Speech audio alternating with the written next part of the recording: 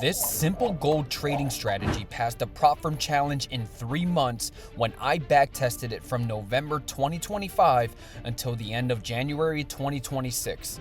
In just 3 months, 46 trades and a 48% win rate in the dataset that I tested, this strategy intrigued me on how it would perform over 100 trades. So after hours of backtesting, I finally finished. And I want to share the results with you. I'm going to quickly take 2 minutes to give a synopsis on our prop firm challenge backtest before we jump into the results of the 100 trade backtest. And then I am also going to combine the 2 backtests to give you a final backtest of 146 trades so that we can see the combined results of our 2 backtesting sessions. So, we backtested gold using RamtinFX's 1 candle Fibonacci trading strategy. We risked 0.5% per trade and gained 15% to pass both phases in the prop firm challenge. You can see the beautiful upward trajectory on the equity curve. We had a 48% win rate, 46 trades, 22 winners, 24 losers. Our max drawdown was under 3%, which is absolutely fantastic. And the most losses that we had in a row were 5. Over here on FX Replay on the RR simulator for the prop firm strategy backtest, we saw that a 1RR had a 72% win rate with a profit of $2,000. And the win rate that would have yielded the most profit is a 4RR. But now, for the main event, the reason that you're here today, the 100 trade backtest. First, let's come over to Edge Finder where we can view our detailed breakdown of this backtest, and then we'll head over to FX Replay where we'll go over the RR simulator. And here is our 100 trade backtest. We had a 41% win rate, a 1.74 profit factor, and gained 21.75% profit, and this is risking only 0.5%. If you were risking 1%, this would be what, 43.50 if I'm not mistaken. Risking 0.5%, our max drawdown was $700, which is 7%, which would be 14% if we were risking 1%. You can see here 100 total trades, and you can see the equity curve right here. Let me make it a little prettier. And here you can see the equity curve, nice upward trajectory. We'll talk about this, but March was absolutely horrendous. And it brought us down, almost wiping out all of our profits right before we bounced back and started going towards that upward trajectory again. So here we had 41 total winners, 59 total losers. The max losses in a row were 14, guys. Could you imagine losing 14 trades in a row? That's where that 7% drawdown comes in, risking 0.5%. Yeah, 14 losses in a row. I think a lot of people would have just thrown this strategy away. But you can see that it did bounce back, and it just started going right up, recovering all of the losses and more. Our performance calendar, you can see. I won't bore you with this, but January was bad. Here you can see March. March was absolutely horrendous, only 3 winning trades. April wasn't too bad. May was great. June was absolutely fantastic, and July was not bad. Our daily performance breakdown, you can see here, broken down by days. Our best performing days looks like it was Monday, Wednesday, and Thursday. One thing I will say is Sunday was absolutely terrible. I don't know why I don't have it showing here, but I might change that.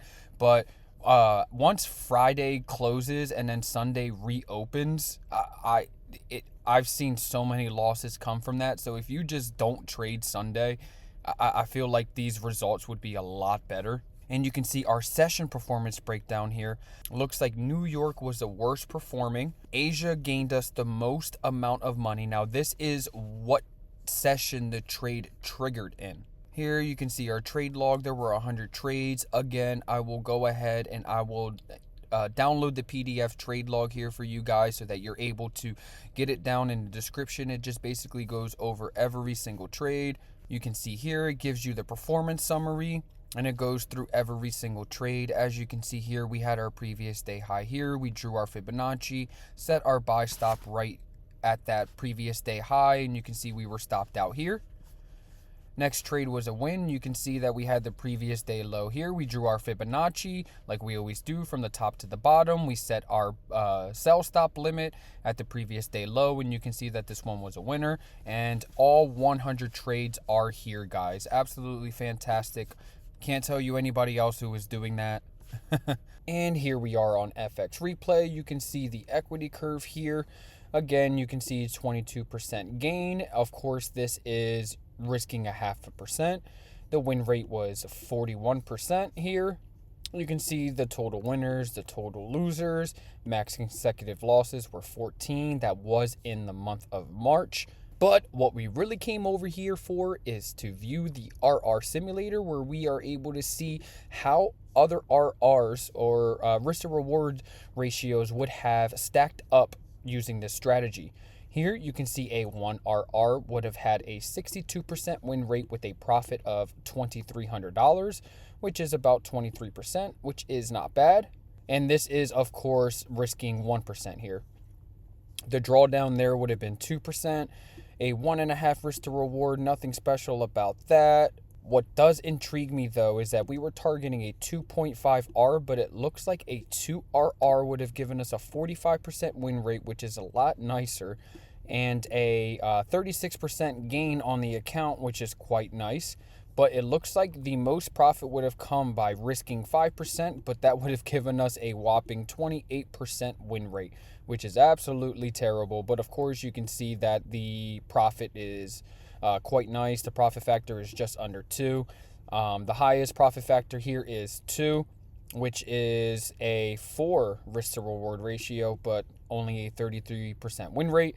So in my honest opinion, it's not really worth it, but it does look like this 2RR is quite nice. A 1RR with a 62% win rate is also quite nice. But you guys let me know in the comments what you think the best RR would be and which one that you would prefer using when you trade this strategy. And as promised, here is the combined data of 146 trades, which combines the 2 back tests that I performed. The first one to see if we could pass a prop firm challenge, and the second one being the 100 trade back test. We have 146 trades performed here, and you can see that we had a net profit of 37%. This is risking a 0.5%, guys. So this would be what, 74.5% if we were risking 1%. The max drawdown is 7% still, risking a 0.5%. If we were risking 1%, this would be 14% max drawdown. You can see that the win rate has gone up to 43%. The profit factor is still hovering around 2, which is fantastic. And you can see this beautiful upward trajectory on the equity curve, minus this March, this March here. You can see that we had 63 winners, 83 losses, 5 wins in a row, but of course that 14 losses in a row, which will probably scare a lot of people away, but you can see the equity curve, guys. So over a long period of time, this strategy is definitely profitable, and I highly suggest you giving it a try. But guys, that's basically it for this strategy. Again, to recap, we gained almost 22% on the account, risking 0.5%, which would have been 44% if we were risking 1%. Our win rate was a 41%. Profit factor was just under a 2, which is great. Max drawdown was 7%, which is $700 on a $10,000 account. So that threshold is right below the prop firm minimum. You can see we tested 100 trades. Average win was $125. And you can see winners were 41, losers were 59. Most losses in a row was 14. That is the only bad thing about this strategy. But other than that, it did see consistent profits. Now that we actually see how this strategy performs and how well it does, considering the simplicity of this trading strategy, how interested would you guys be for me to purchase a prop firm challenge and to use this strategy specifically to see how well it would do in real time? If that's something that you would like to see, let me know in the comments, along with any suggestions that you have in order for me to make these videos better for you guys. My goal is for us to find a mechanical trading strategy that is proven to work, is simple, and anybody can follow.